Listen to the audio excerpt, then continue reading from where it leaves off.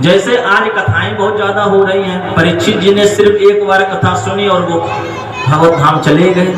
आज कथाएं इतनी हो रही हैं लेकिन लोग फिर भी वैकुंठ नहीं जा पा रहे हैं। परीक्षित जी ने एक बार सुनकर और भगवत धाम चले गए। हम कह भी रहे, आप सुन भी रहे हो। हम भी पता नहीं कितनी कथाएं कह चुके हैं। सुखदेव जी ने सिर्फ एक ही कथा कही थी और उसका दूसरी कथा नहीं कहने की जरूरत पड़ी। परीक्षित जी ने एक ही बार सुनी, दूसरी बार सुनने की जरूरत नहीं पड़ी। तो हम बार बार भी सुनते फिर भी हम पे अमल असर क्यों नहीं होता, वो प्रभाव कथा क्यों नहीं डालते, इसका कारण क्या है? एक पंडित जी थे, ध्यान से सुनना। विवाह हुआ, अब विवाह होने बाद में सबसे पहले जरूरत क्या पड़ती है? पैसे की। अकेले हो जहां मर्जी बने रहो, विवाह होने बाद सबसे पहले अर्थ की जरूरत है। थोड़ी हम तो सही चला, उसके पंडितानी जी ने कहा कि पंडित जी जाओ पैसे कमा के लाओ, बिना पैसे कुछ नहीं चलेगा। पंडित जी थे राम भरोसे, बोले सीताराम सीताराम सीताराम कहिए जाए विधि राखे राम ताए विधि रहिए। लेकिन फिर भी गृहस्थ ऐसे तो नहीं चलेगा। गृहस्थ तो जब बार बार कहा श्रीमती जी ने, तो पंडित जी बोले कहीं जाकर कथा सुना के आओ, लेकिन पैसे धन लेके आओ। पंडित जी परेशान हो गए, बोले चलो घूम के ही आ जाएंगे, कहीं ना कहीं कह देंगे अब कहीं नहीं मिले। गए बाहर जंगल तरफ, एक पीपल का पेड़ था, बड़े ध्यान से सुनना। एक पीपल का पेड़ था। बोले परमात्मा तो हर जगह है, चलो यही परमात्मा कथा सुना देते हैं। पंडित उनसे कह देंगे श्रीमती से कथा सुना के आ गए। जजमान ने कुछ दिया ही नहीं, जजमान ने कुछ नहीं दिया। झूठ भी नहीं होगा कि कथा कह के नहीं आए। वहीं आराम अपना आसन बिछाया पीपल वृक्ष के नीचे और कथा अपनी कहनी शुरू कर दी। सोचिए परमात्मा तो सुन ही रहे। संयोग ऐसा था कि उसमें एक बहुत पुराना कालिया नाग रहता था, काला सर्प, बहुत पुराना।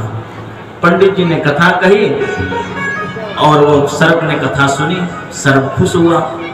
उसने बाद में पंडित चलने लगे, उसने एक बाहर अपने जो बिल ऐसा था उससे जो मोहर थी, सोने की मोहर मुझे थी, उसने वहां से बाहर फेंक दी कुछ भगवत प्रेरणा से।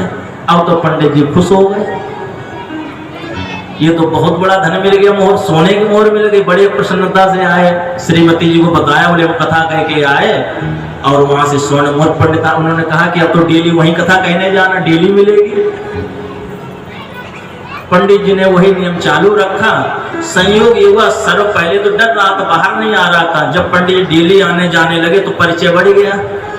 अब सर्प आता, बाहर कथा सुनता और एक मोहर देकर, स्वर्ण की मोहर पंडित जी को वहीं पर निकल देता और पंडित जी चले जाते। पंडित जी का जीवन यापन बहुत अच्छे से होने लगा। अब जहाँ डेली सोने की व्यापार हो रहा है, किसी की कमी है। और जो पंडित जी पहले साइकिल चलते थे, अब उस जमाने में शायद घोड़े हुआ करते होंगे, तो अपनी बग्गी अग्गी सब कुछ हो गई। संयोग ऐसा हुआ, एक दिन पंडित जी को कहीं बाहर जाना पड़ गया। अब कथा सुनाने का तो नियम था, और उस दिन अगर सुनाने नहीं जाते तो फिर वो स्वर्ण मोहर नहीं मिलती। तो अपने बेटे को बुलाकर कहा एक काम करना पुत्र, तुम वहां जाकर कथा सुना के आना, वहां पे एक सर्प आएगा और मोहर देगा, तुम चुपचाप लेके चले जाना। बेटा गया, लेकिन बेटा पंडित जी से थोड़ा आगे था। तो बेटा गया कथा सुनाने के लिए। अब जैसे कथा सुनाए उसने मोहर दी। अब बेटे के अंदर लोभ आ गया। बोले पिताजी भी ना पुराने जमाने के हैं, डेली आते हैं, इतना एक दिन ही सर्प को मार देंगे और जितनी मोहरें सब कब्जा कर ले जाकर। वो मुंडी मुर्गी जैसा हाथ, उसने भी सही कथा सुनी होगी कहीं। अगले दिन वो तैयारी करके आया, बोले आज सांप को मार दूंगा और डेली आना, कौन कष्ट करे, सीधी उससे मणि ले लूंगा, वही मणि देती है और आराम से अपना यापन चलेगा। आया, आज उसका कथा सुनाने मन नहीं था।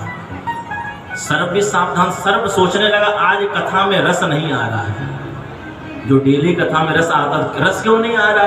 क्योंकि आज उस लड़के का ध्यान ऐसे कि सर्प जैसे इधर उधर डंडा मार दे मर जाए तुरंत। इसलिए ध्यान कहाँ है और कहीं है।